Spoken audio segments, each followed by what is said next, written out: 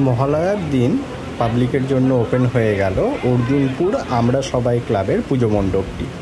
তাই আমরাও জনজোয়ারে গা ভাসিয়ে নেমে পড়লাম পুজো পরিক্রমায়। এই অর্জুনপুর আমরা সবাই ক্লাবের পুজো দিয়েই আমাদের এবারের 2025-এর পুজো পরিক্রমা শুরু। আপনারা দেখতেই পাচ্ছেন কীরকম ভিড়, অসংখ্য দর্শনার্থী অলরেডি লাইনে দাঁড়িয়ে পড়েছেন। অসম্ভব সুন্দর এই পুজো মণ্ডপটি।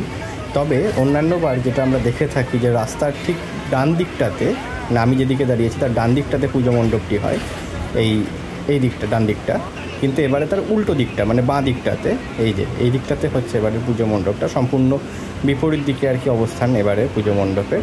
যাই হোক আমরা একটু একটু করে চলে এসেছি মূল মণ্ডপের দিকে। এই মূল মণ্ডপে আমরা এবার প্রবেশ করছি। অর্জুনপুর আমরা সবাইয়ের এবারে পুজোর থিম হচ্ছে মুখোমুখি।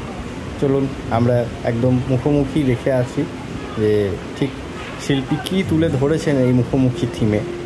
আমরা একটু একটু করে পুজো মণ্ডপের ভিতরে প্রবেশ করছি। অসম্ভব সুন্দর এবারের পুজো মণ্ডপটি, একটা অভিনবত্ব আছে আর কি মণ্ডপসজ্জায়।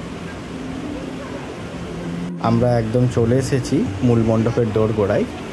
এই ভিতরের অংশে আমরা ঢুকে পড়লাম, দেখতেই পাচ্ছি প্রচুর জনজোয়ার।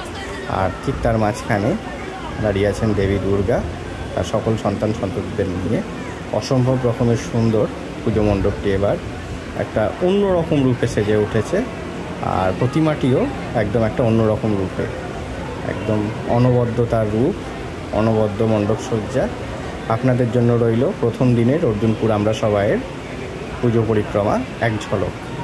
আমরা একদম মহালয়ার দিন প্রথম দিন আর কি একদম সকল দর্শকের জন্য তুলে ধরলাম অর্জুনপুর আমরা সবাইয়ের পুজো মণ্ডপটি।